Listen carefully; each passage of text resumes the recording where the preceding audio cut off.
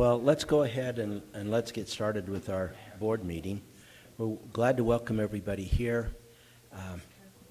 It's nice to have some people here at our board meeting, and just do a quick roll call. On my far left is Dale Hansen, our business administrator, Roger Pulsifer, board member, Terry Rhodes, board member, Jeff Nielsen, board member, I'm Alan Grunig, board member, Kathy Christiansen, board member, Superintendent Steve Norton, Randall Bagley, board member, and Larry Jepson is board member. So we're glad to have you here. Next item on our agenda is to have everybody stand and do the pledge. And Steve, it's your turn if you'd lead us in that. Okay. I pledge allegiance to the flag of the United States of America and to the republic for which it stands, one nation under God, indivisible, with liberty and justice for all. Okay, we'd like to give our mission statement now. And our mission statement is, and this is something that we all follow here on the board, our mission is to educate students for success in a changing world. And that's what our mission statement is, and we're moving towards that. Okay, next we'd like to have our Teacher of the Year being recognized, and that is Rodney Butters from South Cache. And I think, Terry, are you going to present that, or is Andy? You are. Together. Yes. Tag team. He's that good of a teacher. Yes, he is. So tag team, come on up. Rodney, come on up with them.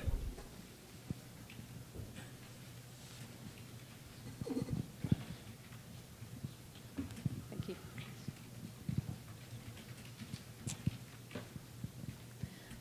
Well, I am thrilled to be here tonight to present to you Mr. Rodney Butters, the Cache County Teacher of the Year. And Kirk McCrae came out and asked me if I would like to do this presentation. And again, I'm so honored to be able to be here and sharing this moment with Rod. Had the privilege of working with Rod at Willow Valley Middle School. And from the moment I arrived at Willow Valley, I knew what an asset Rod was to not only Willow Valley, but certainly for the staff and the students that he served in that school community. Just share an experience. I remember going in to observe Rod one day, and I was sitting at the back of the room, and she couldn't see. The kids were shorter than me because they were sixth graders, so in fact, I could see. But the things he had going on in the classroom to help students learn, guided notes, and things that he had set up for remediation and how they could get help, and making it clear, and inquiry, and just making sure that kids had the opportunity to learn in his class, and the attention that he paid to assessments, and the teamwork that he did in PLCs. I could go from A to Z and tell you he was doing everything. Not only was he doing it right, but he was above board and innovative, and always writing grants, and always trying to figure out ways that he could get extra things for his classroom and for the kids. I know that we all have teachers in our schools that when we have those kids that just need that extra something, they need somebody who's going to care about them, who's going to pull them along, whose name would always come up when we had a struggling kid. It would be Rod Butters. Hey, let's put him with Rod. Rod will really help him along, and that's just the kind of teacher that he is, and I so appreciated that. He also, you couldn't ask for a better faculty member, just always willing to jump in and do whatever you needed. But in addition to that, and more importantly, I think, a sense of humor and fun, and always thinking of ways to bring the faculty together, and also doing things for the school, always. It wasn't just about his classroom, but I'm sure at Willow Valley there were plenty of trees that Rod planted and nursed along, trying to get those trees to grow, and the outdoor classroom, always working on projects like that, again, to help kids in their learning. Another thing that always impressed me about Rod was his community service and his compassion in terms of serving his community and being a good citizen. And I remember finding out that Rod had served, I think for several years, Rod, he helped take care of the cemetery in Clarkston. And if that wasn't enough, he went on from that and decided that he wanted to be a volunteer fireman. So did that for 3 years. And then the latest this year is you're the assistant fire chief in Clarkston. And with all of that, still manages to be one of the finest teachers, gives his time to students, and runs an incredible after-school program. Always did every year that I was there and before I got there, and Andy knows more about that than I do. But again, just that dedication to helping kids be successful. I mentioned grants, but Rod has, I think, throughout his teaching career, and he began in the Cache County School District in 2005, has always looked for grants, both nationally, locally, that he could apply for to help his classroom, and all of those reasons. I mean, you'll know why. Twice he's been nominated by his peers to be the Teacher of the Year for the school that he's been in, which has been Willow Valley, and twice he's been the recipient of the Cache Education Foundation Hats Off Award. Again, excellence in teaching, and I'm so honored to join with you in congratulating Rod Butters on being the Cache County School District Teacher of the Year. Thank you.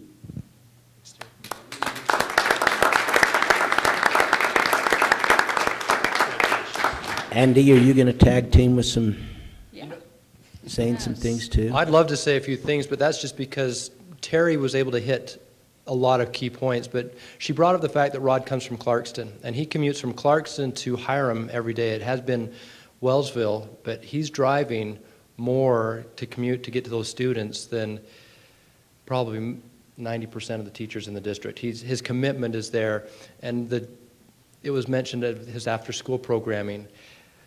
No bigger program in the state was run, except for underneath Rod Butters' eye.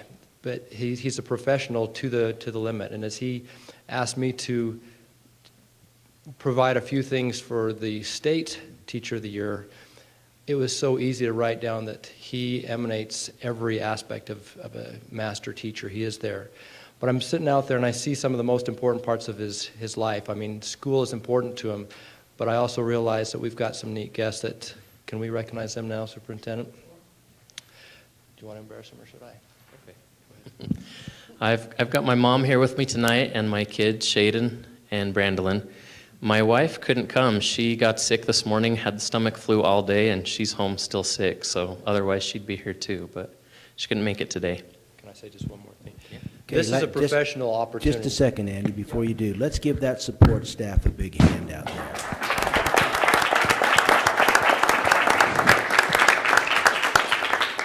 I've gotten to know those two as they come in on weekends and through the summer months, and great, great, great family Rod has. But we've talked about his professional things, but a few years ago we had a faculty meeting, and I hope I can share this.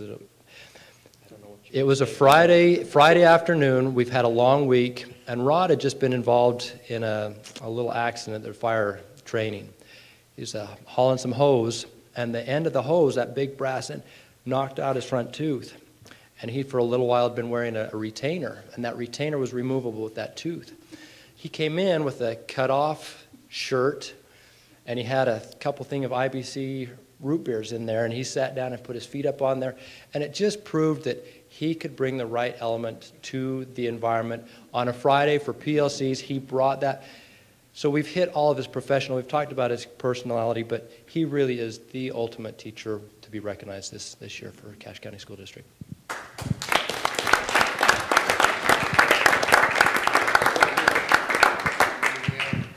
Gentlemen, you want to come on up? Sure. Now, I don't know whether to say this is from Hyundai Murdoch or Murdoch Volkswagen. Both. Both. Both, yes.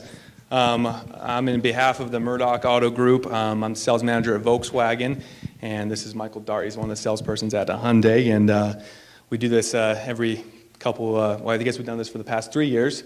Ben Murdoch, our GM, apologize for not being here. He's actually in, don't feel bad for him, he's in San Diego for meetings. So I'm here in his behalf, and I'm happy to be here. But the Murdoch Group, we want to give back to the community, and just part of our core values, we have a set of core values that all of our employees live by and strive to work by and live by, and one of those is give, so I just wanted to read that.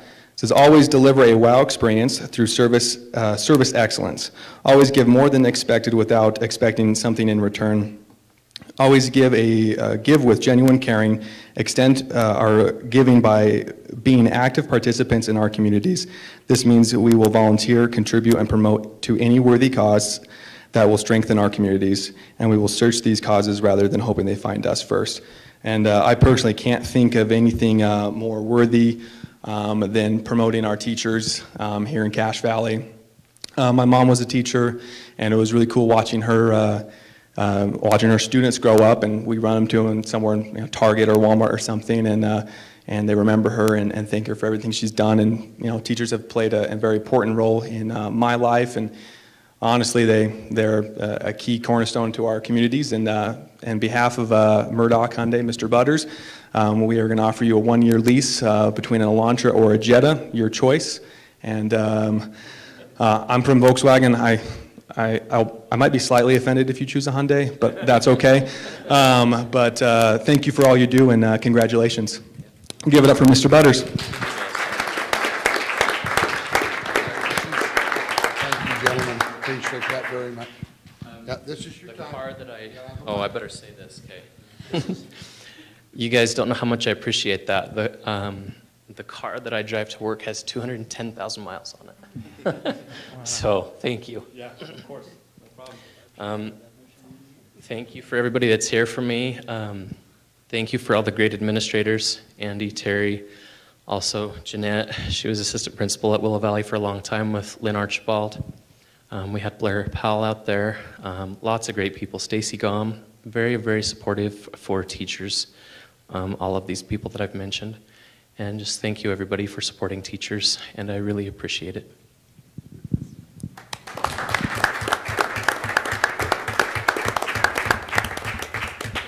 Congratulations, Rod. Well deserved.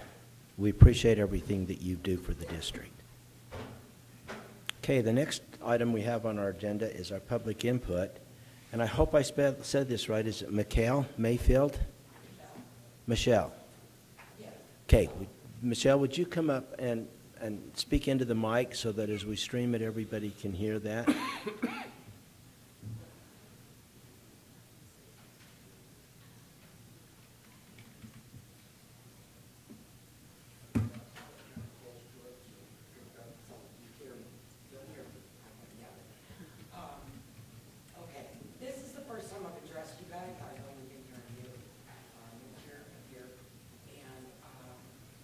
School's been in session for 3 weeks, and in the process of 3 weeks, my children have had an issue with us stopping, but nobody in town wants to stop. And so a hazard has become an issue. On top of it, I am a school bus driver with Cache County, and I've had quite a few people run my rights. In the process, I got licensed, I got a description of cars, called the sheriff, and was informed that I can't do anything about it. I'm frustrated. I'm scared. I want to hurt our neighbors because our children are not safe, and I don't know what to do. I've spoken with my advisor, gave me the police number. Police told me that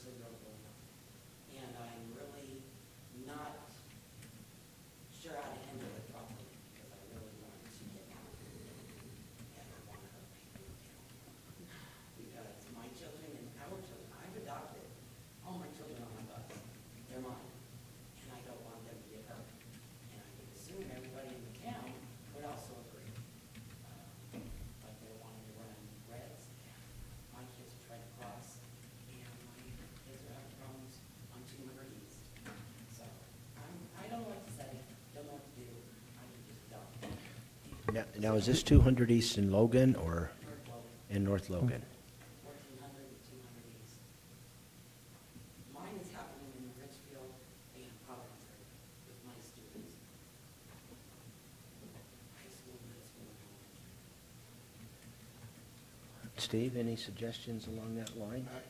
Well, if you could give me some kind of idea of why the police say they can't do anything about it. Because pretty much the person can deny that they were on the street. They can go ahead and fight it and say, I can go ahead and pretty much do all I can. I'm sure the driver that takes care of my children would be able to do the same. I can't speak for all of us drivers, but as a mom, when I hear my two children are having a problem, and then I've got my busload of kids that are having a problem, I kind of, okay, what am I supposed to do? Okay, now when you say reds, that means the lights are on, the stop sign's out. Giving everybody plenty of information. Got the embers going, and that's plenty of time, and then when the reds come out and the sign says stop, you're kind of supposed to stop. I had one of them, the Friday that I'm talking about for myself, the student or the driver, I'm seeing student kids, he looked like he was 17, was behind my bus, and he ran my reds on the left-hand side of his bus, on the left. I'm glad my kids weren't walking the street across. They were getting on from the right-hand side, but he crossed right through and did not go slow, he went fast. The sheriff said he couldn't do anything, because the gentleman could go ahead and fight me. I was like, I'll fight him, no problem. Do we have cameras on the outside of On any of the our buses? outside, no, Not on the outside. just on the inside to make sure we as drivers and students are doing correct. Now, does this happen at the same intersection or the same stopping Well, for my most of the children, time? yes. For my children, today I was driving home after my route, and I was hearing on the radio that AM and PM on that particular location, which is where I reside with my children, it was like morning and afternoon is just a nightmare behind Walmart. And people are just constantly running for my students, for my kids' bus. For mine, it's hard to explain. I'm in the residential, not a commercial and residential. But it's just, last week, my husband told me that he saw the bus driver actually get out of his bus, parked it, turned it off, got out to try and let the kids cross. And that's what my husband referred to me. Okay, what time of day are you there? For me, Roughly? it's around 7 a.m. is my first pickup. That's when this car ran my left side. And then for my kids, it's around 8:15. So the number of instances, do you have, I have an average of about 2 to 3 a week. really, that many? Wow. Steve, I wonder if we could contact Kim Hawks from North Logan and just have a patrol down there. And then for the ones in Providence, I wonder if we could contact the sheriff. I did speak with the sheriff, and he said they don't have enough time, enough people, enough resources. And I'm like, but I gave you the license plate, the car, everything. And he's the person to go ahead and fight. But I wonder if we talk Let to me him, work with do Wayne some and- exploring there and see if we can't get a Law enforcement. patrolman We'll see what we can do. up there. I understand the issue now. Yeah. It's only been 3 weeks. Okay. It's kind of confusing as to why this is happening. Did you drive for us last year? I started in March. I come from New Jersey, and I drove in Jersey. Okay. And so. I was just wondering if Very that happened different. last year. Yeah, I only drove substitute Okay, all right. last year. Now I'm officially. Okay. Thank you. Thank you for bringing this up. So it's in, would you give us some specific addresses? You don't have to give it now, but just write those down for us so that we know, in the area, so that if we can get a patrol, just once in a while to pop in there and check on that. That's something that we want to do. The residents will yell at me because I'm stopped, and they're in front of me, and they want to stop literally right at my line, right at the stop sign. Not enough to let the students walk across. They yell at me. I apologize. I'll be blunt. I want to put them in front of my bus and bring them over. Because I didn't do anything wrong. Well, we don't want you to hurt people, so. I don't want to hurt them, and that's what's confusing. I, as a driver, am put on the market. Everybody would love to turn me in. They want to go ahead and say, oh, she did this wrong.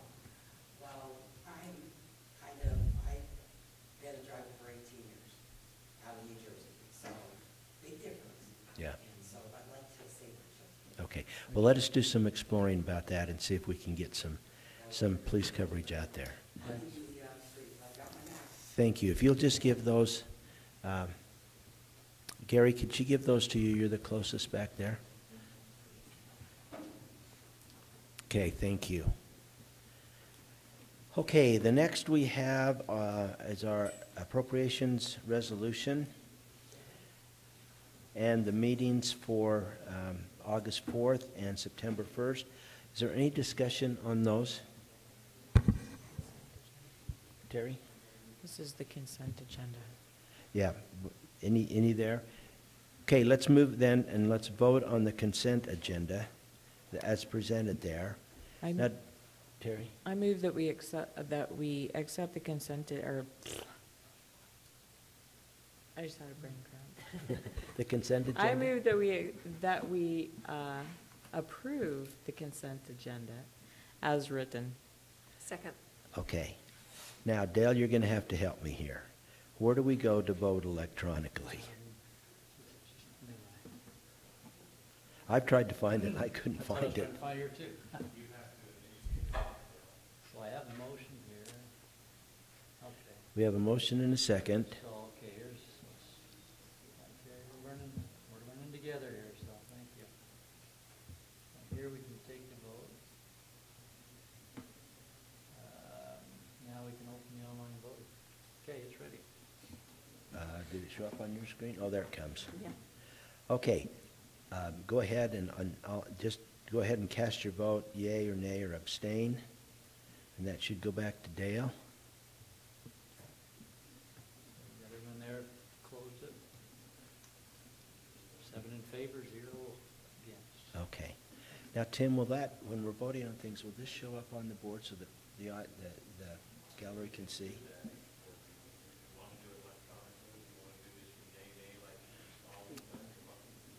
Well, I think we'd kind of like to try electronically and see how that works. Okay. I was just hoping that people from the audience could see. Yeah. Okay. And that works too. All right, that takes care of the consent agenda. Now, there are no action items to approve, so we've got some reports on our report items. So we're going to have the Go Math training that we have there, and I'm not sure who's going to do that. Okay. And this is Bonita, right? Okay. I'm Bonita Richens. I'm the math specialist and over math and STEM for the district. Now, Bonita, please talk straight into that microphone. Thank you. Okay, so I'm here to report about a UMTSS project that we have going on in the district. See if that's on, would you please?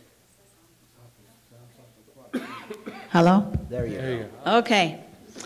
All right, I'm Bonita Richens. I'm the math specialist here in the school district. And we've been working on a UMTSS project. Joel Allred, our special ed director, wrote a grant and received a small grant that we were able to use in our district. And as we met as a team and tried to decide where this would best be used, we decided that we had a great need for our 6th grade teachers. With our new configuration with the 6th grade moving back to the elementary school, there was a lot of anxiety, especially with the teachers who weren't really familiar with the 6th grade setting in the elementary. So we held 4 trainings this last year, and we started out by just talking about math. And the reason why is because math is considered to be a middle school subject. And even though now it will be housed in the elementary setting, it is still, at the state level, it is still listed as a middle school subject. And if you look at the scores of math throughout the state and our district, there's a little dip in 6th grade. And we've tried to analyze, what's the cause of that, what might be the root of that problem. And part of it we think, is that if 6th grade used to be the first transitional year for those students moving to a middle school setting. So we're really hoping that this 6th grade transition will be a good move for them. And so that's a great thing. I'm really excited about that. Most math teachers in 6th grade had about 40 to 42 minutes to spend on math, but now they'll have a minimum of 60 minutes per day. So that right there is a great thing for our district to move forward to. With that in mind, the teachers that were assigned to teach into the 6th grade came from all different areas. Our very first training that we held, we had 52 people attend, 52 teachers. 42% of them are from the elementary setting, and they have been told, they were told that they would be moving up to the 6th grade. So we had first grade teachers through 5th grade teachers that were now going to be reassigned into 6th grade. Most of them felt good about the elementary setting. Most of them felt good about the curriculum, other than the 6th grade core would all be new to them, plus the 6th grade math. They identified that was a big area of anxiety, was 6th grade math. So, and then 46% of those teachers were secondary teachers. So these are teachers that were typically teaching in the secondary setting, some of them up to 29 years in the secondary setting. So for them to be placed into an elementary school, a lot of anxiety in those areas. They were teachers coming from all areas, well, mainly English, math, science, and social studies. 25% of them have only taught English and the language arts in the middle school setting. 21% a combination of English, social science. 29% of them were math teachers. 13% science. 8% had a combination of English and math, and we had one lonely teacher that was a social science teacher that will now be in the elementary setting. So they were concerned about the whole elementary configuration and the day-to-day activities, what they would be doing as an elementary teacher. I think that first day, as they walked in, we had the training in this room, and as they walked in, it was, the tension was thick. It was, you could cut it with a knife. It was thick. And we knew that was going to happen. We kind of themed our training that day. We called it, "We're in the same boat." And we first had the teachers sit together in groups of people that they were used to being with. And then we had them break apart and go into their new teams of their 6th grade elementary team and break them into working with new people. At the end of the day, we had rave reviews. It was great. It was really fun to walk out of a training and just be so excited for what had happened. We had them do a little survey talking about how the training went for them, what they felt. And overall, very positive. The complaints we got were, we had them do a survey, so just wanted to say, "My poor body needed more stretch breaks. You guys worked just way too hard. It was a long day, great material, but too long for all that material that we covered. I don't know how you could have done it different, but by the end, most people were too tired to remember." So those were those were really the only complaints we got. So overall, we were super excited. Jeanette was on the committee. We had quite a few people, a lot of input from our English and math people, and we had the teachers would also in the survey tell us, okay, what would you like to have next? And they would give us great ideas. We had science. We did science training with them. We did some social studies training. We did some peer coach training with them. As part of the UMTSS grant, we are supposed to collect data. We don't really have a lot of data yet, but we will keep you informed on how that goes, because we're watching the 6th grade this year, especially on the south end with their new transition, and see how that goes. So that was also a part of our grant, was that we were supposed to report to you how our progress was going. And so that's our progress. We did the 4 trainings. We have 2 more planned for this coming year with that same group of people. Then we're looking at moving into possibly 7th and 8th grade. now realizing that the 7th grade will now be the new transition year. And so maybe give them some support and some help with that, possibly even into the lower grades in the elementary too. So, okay, do you have any questions? Well, Benita, from being in those schools, those elementary schools, things look like they're going great. You know, I was a little apprehensive, and they haven't even skipped a beat. Yeah. It's been really impressive. Yeah, I think so too.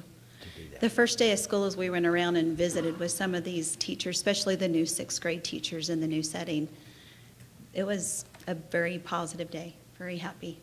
So, good thing. We have any schools that departmentalized and did math, or did all of them go with the elementary model? I haven't heard of any yet, especially on the south end. I've heard of one school. I've heard Greenville is considering it because they did that in 5th grade already. Yeah. So they're considering it for next year, but they don't do it yet. Okay. So, I just want to make a comment. okay. Thank you for all that you've done. I think that's great. When I retired and got on the board and learned that we were going to be moving 6th grade back and 7th grade would be the new transition year, it really panicked me because the 6th grade teachers in the middle schools up to this point have really done tons of training to acclimate those 6th graders into 7th grade. Mm-hmm. And the 7th grade teachers have never had to worry about helping the kids learn their locker, how to move around the building, how to go from class to class. So I'm just putting a little bug in your ear. Yes. That they're going to need to have some instruction Lots on of- what they need to do to get those kids trained so they're not panicked when they get to the 7th and 8th grade centers, I think. Yeah, thank you. We had talked about that as a team on how do we move forward with this. So that's good information. But I know some of those 7th, 8th grade centers had evenings that the students could come and they went through those kinds of issues. Well, it wouldn't be a problem this year because those 7th graders were 6th graders in the middle school. It'll be Yeah. That's true. next It's year. been next Yeah, It'll be that's next year. true. Next year will be the big one. Yeah. It's true. I have a question. What is UMTSS? Oh, Yeah. thank you. I was going to go over that, and I don't know, I get a little nervous. It stands for Utah Multi-Tiered Systems of Support, and it's basically a support system using the tiered model, you know, Tier 1, Tier 2, Tier 3. We have some areas in our district that use that really good, and we have others that might need to do a little bit better. And we use that in our training, in our grant. We focused on helping teachers understand that better. Thank you. So, And I also have a comment. I think we should stop saying that we're moving 6th grade back because as one principal said to me today, or this year in elementary, that the 5th graders moving to 6th grade don't know anything different because they're just staying in the same school 1 year longer. Mm-hmm. It's the adults in their lives who feel like it's a backward move. And maybe the teachers feel that way. So maybe we should just say that the 6th graders are staying in elementary instead of saying we're moving them back. uh-huh. And I guess we were looking at it from the teacher's viewpoint too. Yeah, but the 6th graders are just staying Just staying in the same another school year. That's 1 true. year longer. It didn't faze them at all. Yeah, yeah. Well, thank you for your time. Thank you. Okay, let's go to the board president report here. And if you will click on the JLC priority list, that should come up. Now, Larry and I had the opportunity of going down in the middle of August and spending, should I say, a fun-filled morning It was delightful. down there. And Terry had to go home. She was she was unfortunate that she didn't have to stay for that meeting, but it was quite an interesting scenario there. But this is the list that we came up with. Where are you? Go to board president minute, click on the Right there. click on the blue. Oh, dot. the blue. Okay, now scroll down. Nope, on your other side. Click on that. Oh, gotcha. Thanks. Okay. Okay, so these are the items that we have given the JLT, I won't say permission, but encourage them. These are the items that they're going to push for the legislators. And so this is what's going to happen. And this is the information that we're going to go for. So we got ongoing obligations and commitments, which is $140 million in total that we're going to ask the legislature for, and then targeting investments after ongoing obligations are met, and there are 2 items there, and then policy recommendations. So that's what we've done. We've given the JLT that charge to go forth and to move forward with those items. And I just wanted you to know. Now, as you look at that list that we have before us, that list probably took us, what, 30 minutes max, Larry, to put that together? And the rest of the time it was spent on, in Juab County, the new Bear Ears down in Bear San Ears Juan. down in San Juan, yeah, San Juan. And that came up, and my gosh, they went back and forth, and there really isn't anything we can do about it because that's a federal government decision. So in the end, we asked them to write letters to our national legislators and to President Obama saying, please, please take a look at that and look at it. And then after that, we moved through there pretty slick. Larry, any other comments there?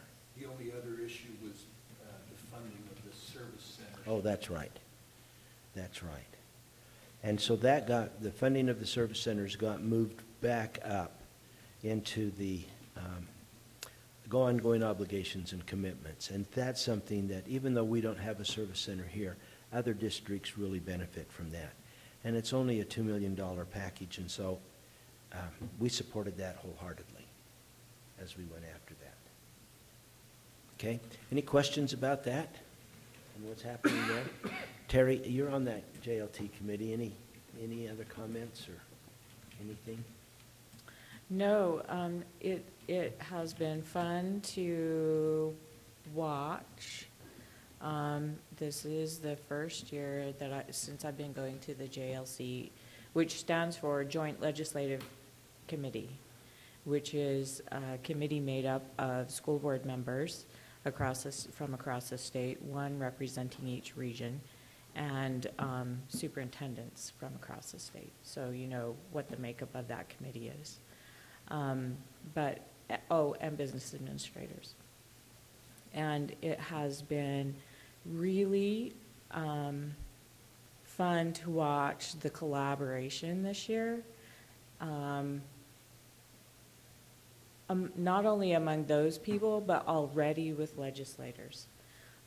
More than I've seen in all 3 years since I've been going to those meetings, even when I wasn't on the JLC. But Why is that? What's the difference? Terry's influence. No, it's not me.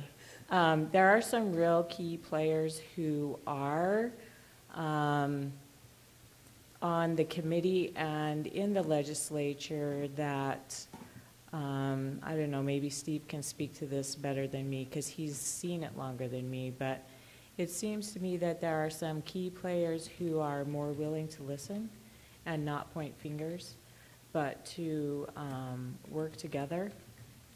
And that is a really great thing to see.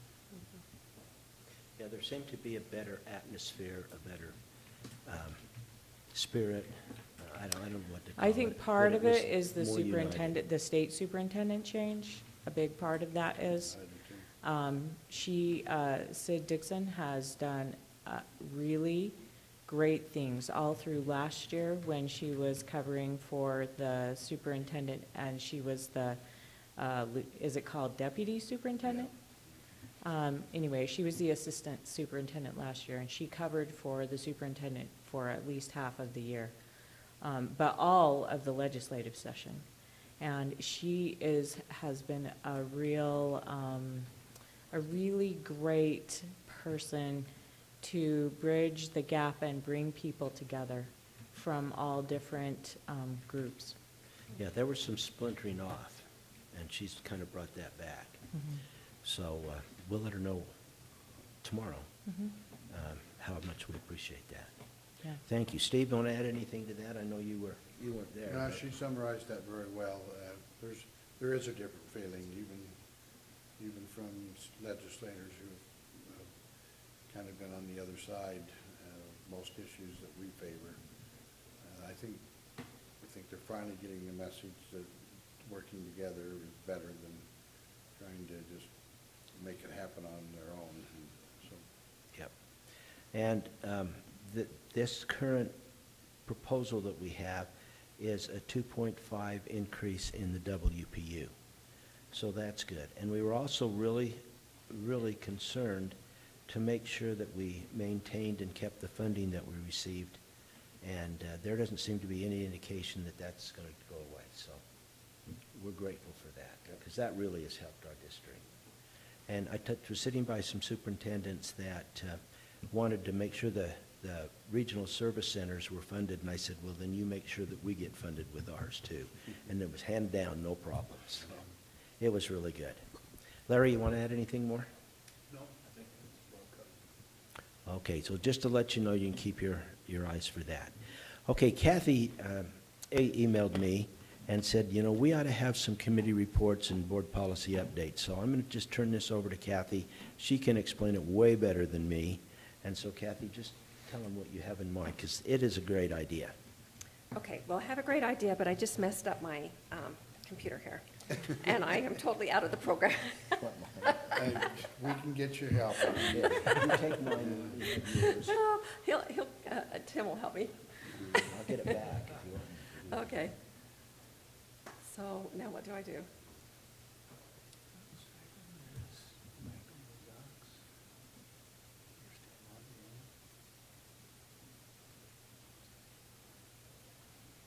What did I do? For those of you here from the university who are technology natives, we are trying a brand new system tonight called Board Docs. And and my brain has not been wired for it.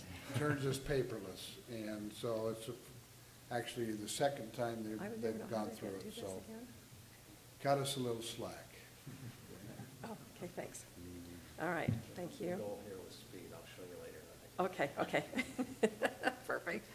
All right, well, okay, so on this committee reports, I was kind of thinking how all of us are assigned to several different committee reports, and we go and we fulfill our duties. And we know what's going on with those committees, but nobody else on the board ever finds out. And so what I mentioned to Alan was, would the board think it would be a good idea if we kept this as a regular item on our agenda? And then at our meetings, if someone has met with a committee, then you would report to the rest of the board at that meeting what happened, and so all of us would know what was going on. So how do you feel about that? That's good. I like it. That's a great idea. Okay.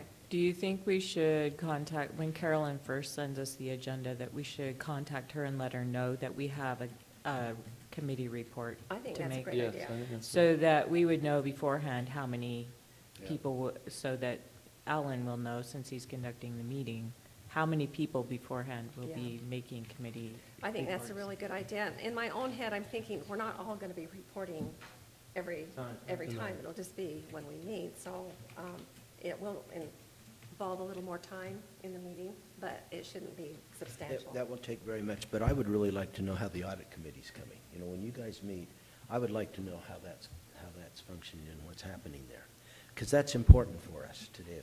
When Roger and I meet with the negotiations, we ought to be able to report back and say, hey, this is what's happening, this is where we're going. Sometimes we don't find out those things till we read them in the paper. Yeah. So it would be nice. And then, did you want me to say something about the board policies? Well, I've asked Larry if he would take and Okay. talk about board policy updates, because we have one in the works that we've got to do, and so I've just asked Larry if he would report on that. Okay. Okay, what I've kind of been waiting to get board docs in place so that we could transition things as we go. The group Alan is referring to, I'll be meeting with the Wellness Committee the first week of October. And we'll be working to put in place an updated wellness policy for the district. We'll begin with a 5-member committee and then go from there. But, and then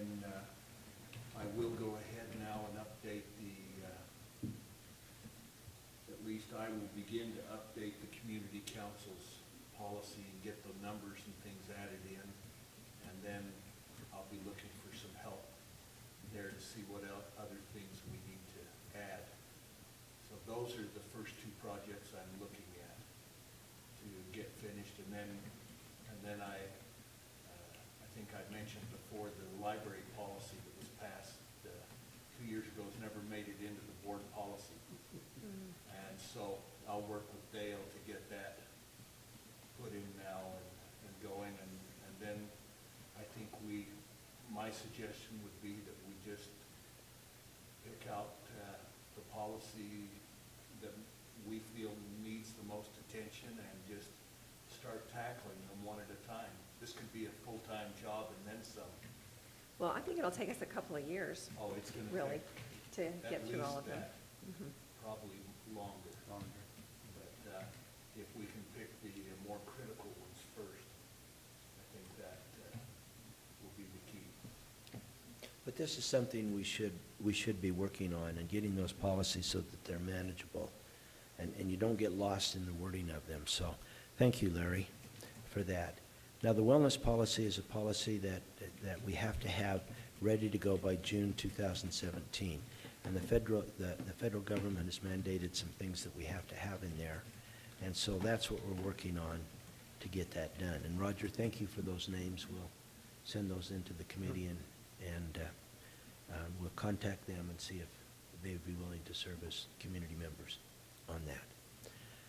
Steve, I just wanted to say thank you for such a great opening of school.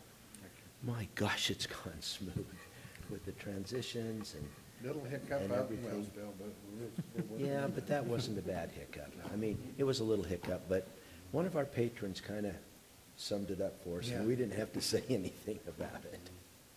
So let's have your report. patients out there, though. Are they done now? No, they're not done, but the things that were causing the most concern, the sidewalks and traffic flow, we've got those under control.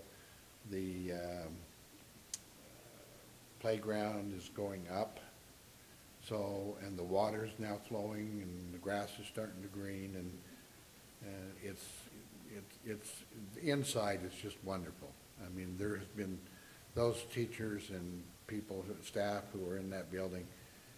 You know, when you're in an old building, analogous to driving an old car, you just drive it, and that's your transportation.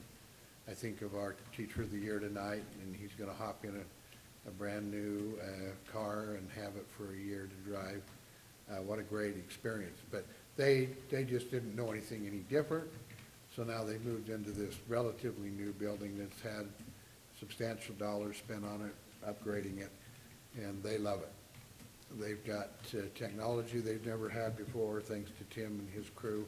I think short throw projectors in every room, correct? Audio enhancement in every room. A gym that actually has a wood floor instead of layers of wax. You never could find the wood underneath all the coats. And we're going to take care of the old building, but as of right now, it will be coming down unless some change happens. We are using it for storage right now of all the stuff coming in and going out for our schools, and then it will be torn down unless there's a change of attitude on behalf of the city council out there. But we do have money set aside already for that building. Sitting right there in an account. Okay. Yep. But it was a good start. We just didn't have any bus issues. We didn't have any, it just, I mean, you realize all we did on the south end, it really went smooth. And north end boundaries are going to be a lot more difficult to set and a lot more change of boundaries. So we've got to go through those boundaries. We're just about there.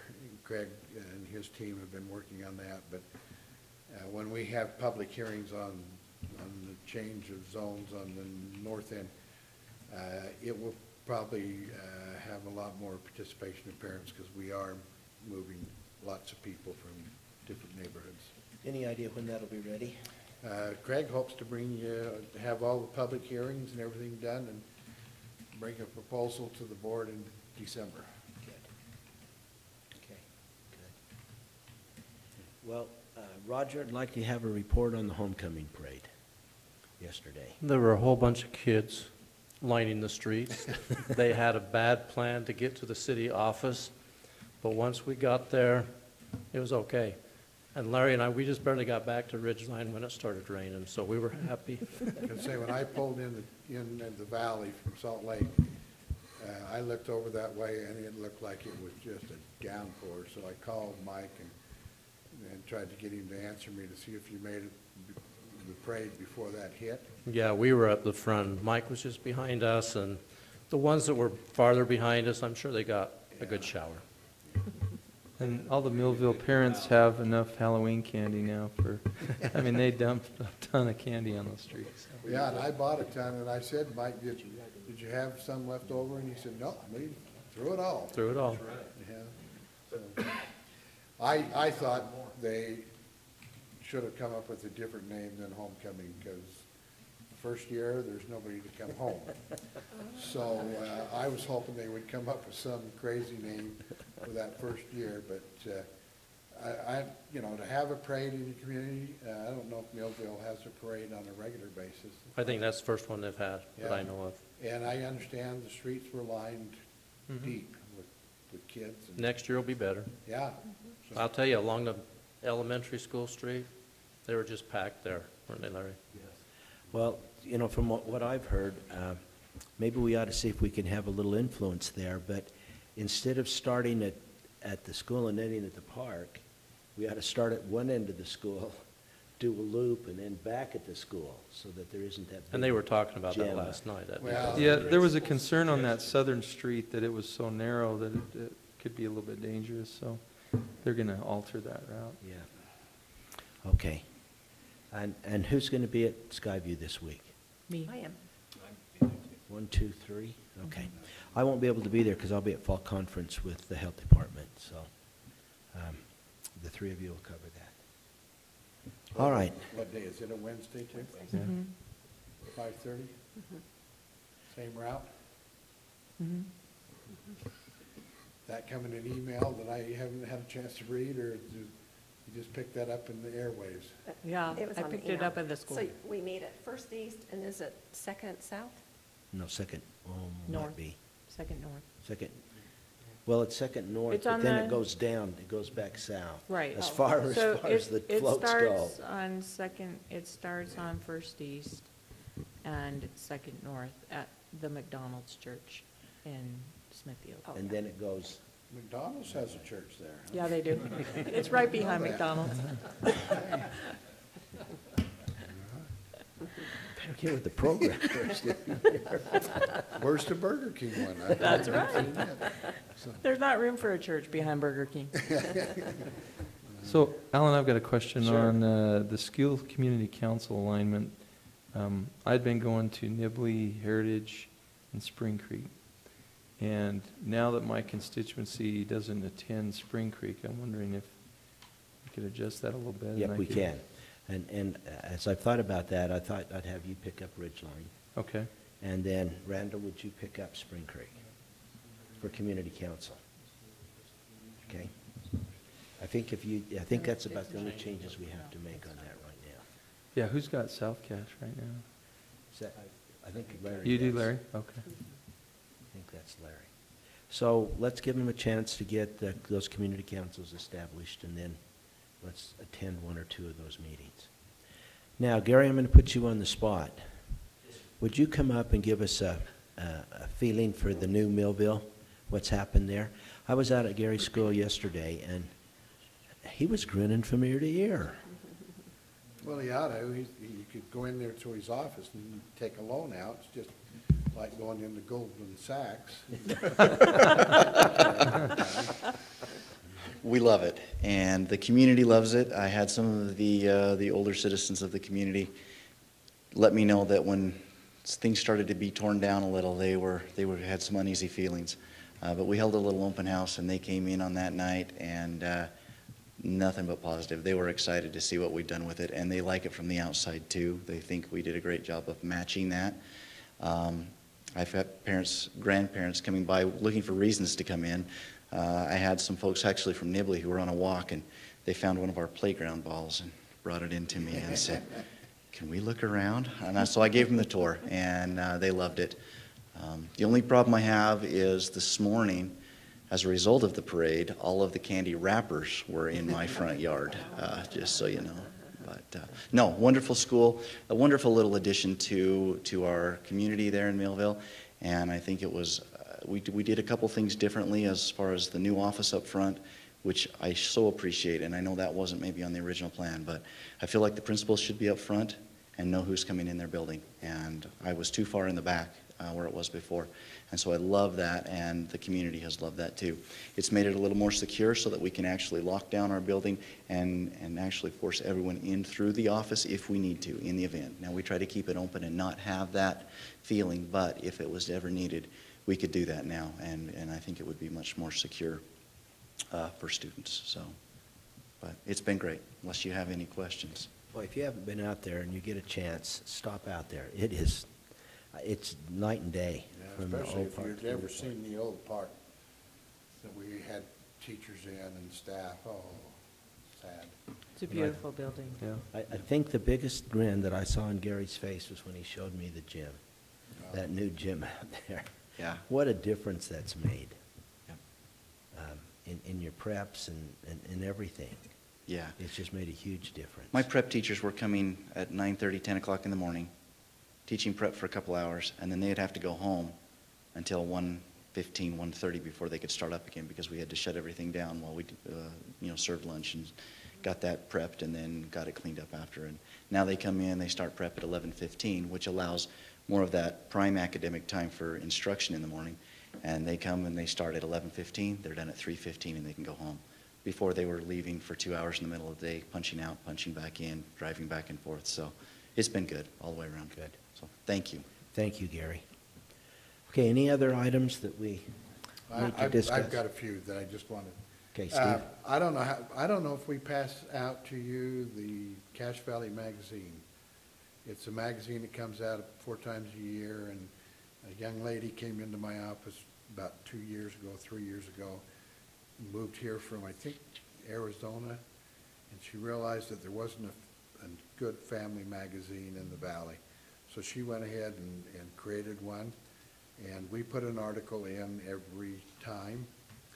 But I'm telling you, since we created the Public Information Office, it is such a joy to know that something's coming, and I just turn it over to the Public Information Office. And this is a copy of we highlighted the new school in Millville, the high school, and just a professionally done article that came out of their office, which leads me to today's. We put out a press release. If you've been listening at all on the radios, television, it's been covered. It'll be in the paper tomorrow, but the school grades came out, okay? And so here again, I was swamped all day long with just things that I needed to do, and it was just turned over to Tim. Tim is doing for information in our district the same thing that he did for technology. He has just upped the ante and is just doing a marvelous job. But I just kind of want to give you an idea. If you're listening to the news media, the story you're getting is basically there was criteria for what you had to do to get an A, and criteria for what you had to do to get a B, criteria for what you had to do to get a C. But there was a line in the law and the code that said, if it gets to the point where I think it's 65% of the schools have A's and B's, then we're going to up the standard of what it takes to get an A and a B, which is not in itself a bad thing, because we need to get more kids proficient, and we're doing a pretty good job on that. Some school districts have chosen to highlight that.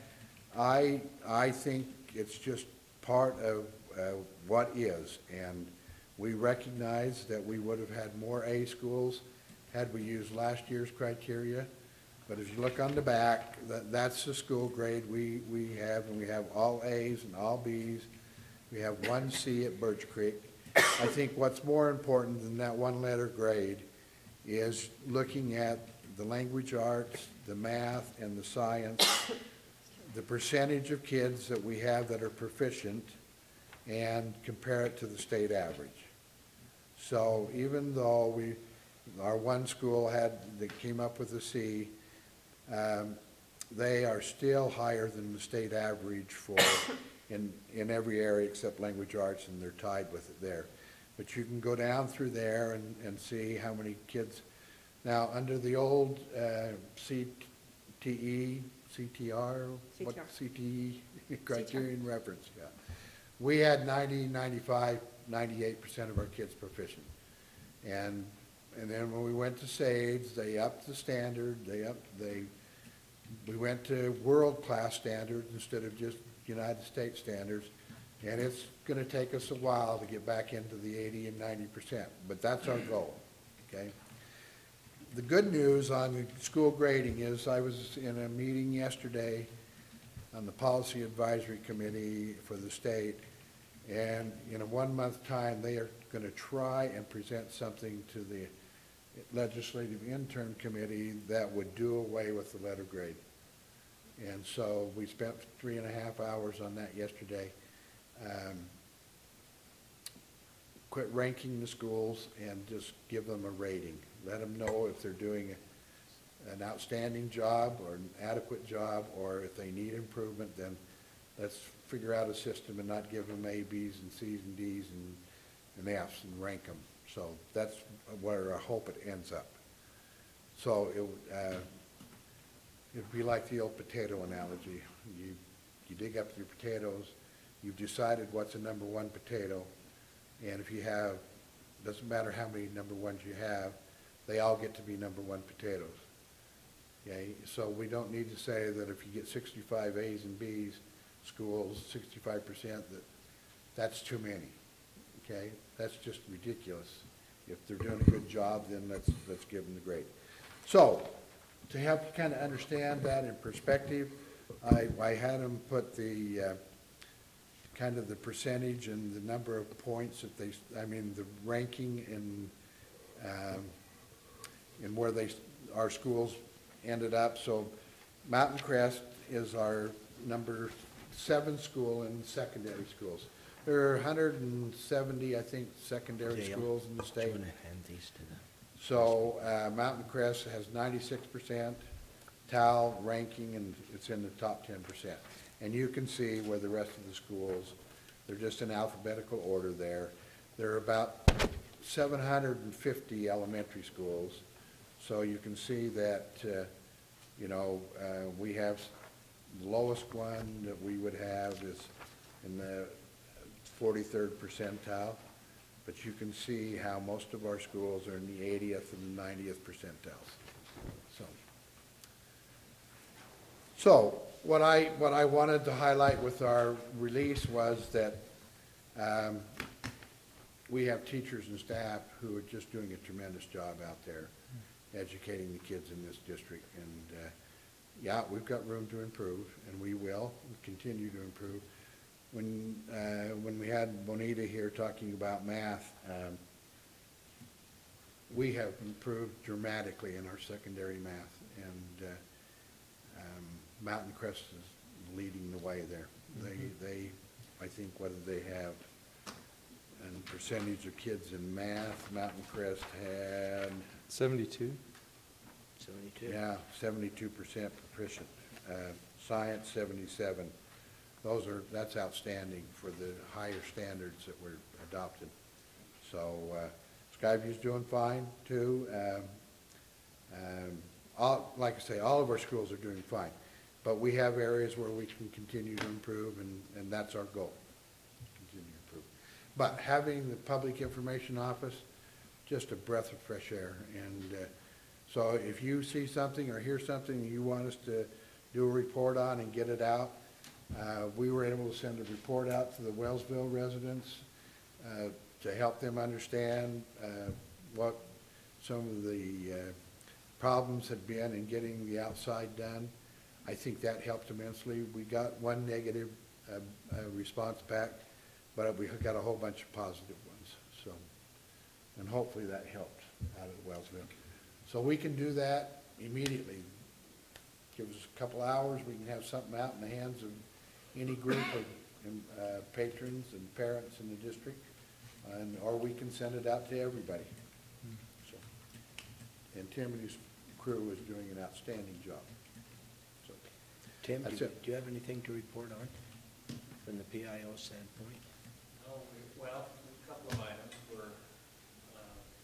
We told you we're redesigning our website, and we're really excited about that because it's going to give us some better avenues to do these public news releases through and some feature articles.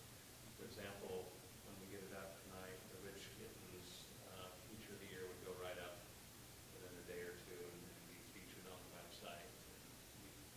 We think that will really help, accentuate what you're doing here and what good things are happening around the district. So we're set to launch that first week of October or so. But a lot of work is going into getting that where we need it to be. So we're excited. We'll show you that when we get it done. Okay, thank you, Tim. Okay, our next meeting is, Alan, yes, Larry? you jumped away from reports before I could. Well, then, go ahead, Larry. I had one fact come to my attention at the foundation board meeting that I wanted to share. Kind of blew me away. Since the foundation was organized in the 96-97 school year up to the present, they have raised $6,379,757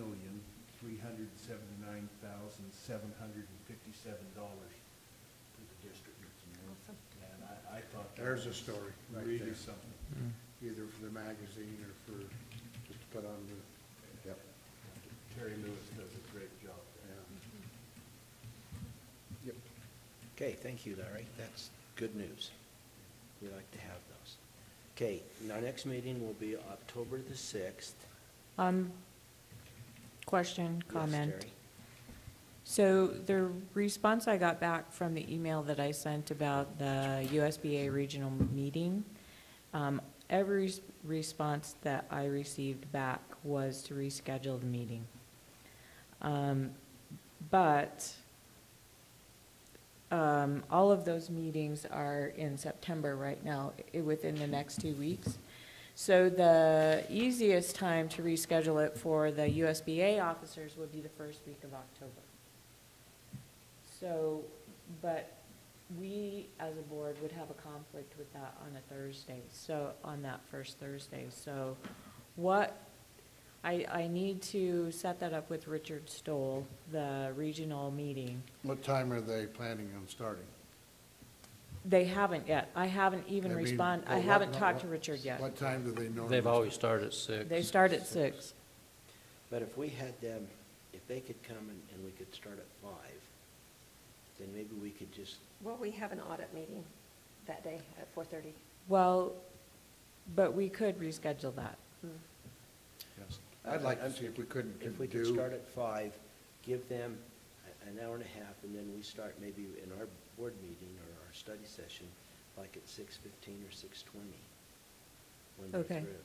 So I'm just asking for what do you want me to proceed with Richard Stoll? When we, because I know on our board that would be a conflict, but it seems that that would be the easiest week to have to keep it with the rest of the regional meetings for USBA what happened officers. if we tried to have our board meeting at 5 and schedule that meeting at 6:30? Because Either way. they want to eat, right? Mhm. Yeah, so you have a 5 o'clock board meeting, we keep it so that we can be there at 6:30. We eat with them and, That would be fine, because it's going to be here. yeah. It's here this time? Yeah, it's Right here. here? Yes, Oh, we're hosting it. So Logan and Cash, or, yeah, Logan and Cash Rich will Rich. come with us on that first week in October. Mhm. So. Either way, yeah, but I think it is good to have them both that same night, and, because I don't see an awful lot going to be on the agenda for the first October. Okay, check your calendars and see if that would work. If we could meet like at 5 and then have our board meeting over at 6:30 and then just have that meeting dovetail right in behind there. Does that work for everybody? Yep. Okay, Terry, would you see if you could talk to I'll see if I Richard? can arrange that with Richard for the regional meeting to start at 6:30. Yes. Okay. Okay. I was going to bring that up, and I forgot. Thank you for that. While we're talking about meetings, point of clarification, our second meeting will be on the 13th instead of the 20th? That's what I have, is that correct? Yeah, No. because the 20th is UEA, Okay. so we'd meet there on the 13th. So we'd have, back-to-back weeks. Did we move it down to the 27th for some reason? I have it on the 13th. I've got it on the 13th, too. Okay.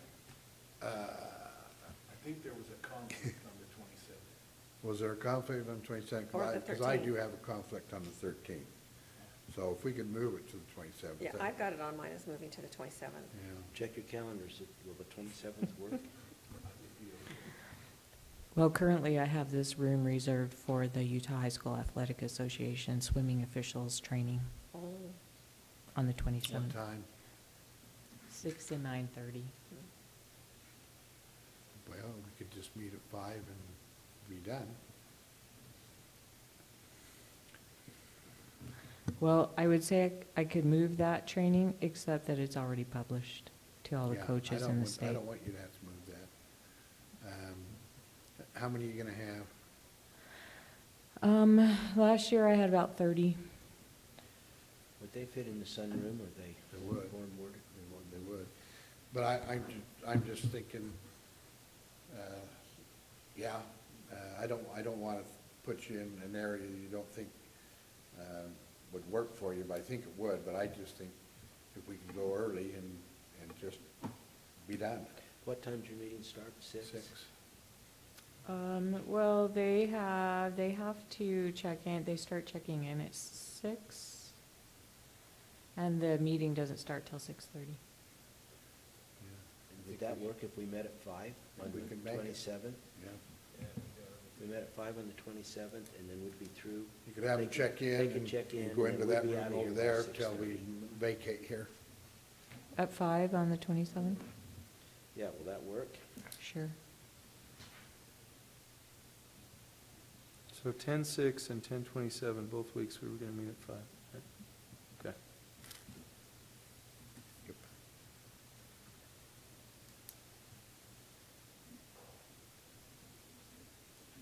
I think that will work. And then Terry, we'll just be through so that you can have that, have this room at 6:30. Okay, Okay? I'll just live here that day. Okay. Can I bring a cot? Bring a sleeping bag. Okay. Build a fire and get your coffee pot going. Oh, yeah. Okay, does anybody have anything else? Again, I would just like to thank you for doing the work that you're doing. I know it's pretty thankless work. When I call or ask, you guys are so willing, and it's just so nice. So thank you very, very much. Now, could we have a motion that we adjourn? I make the motion that we adjourn the meeting. Do we have a second on that? Second. Okay, we're not going to vote electronically on this one. All in favor, say yes. Yes. Yes. Any opposed? Had enough of that technology for the night. Huh? Okay, thank you. We'll see you on the 6th then.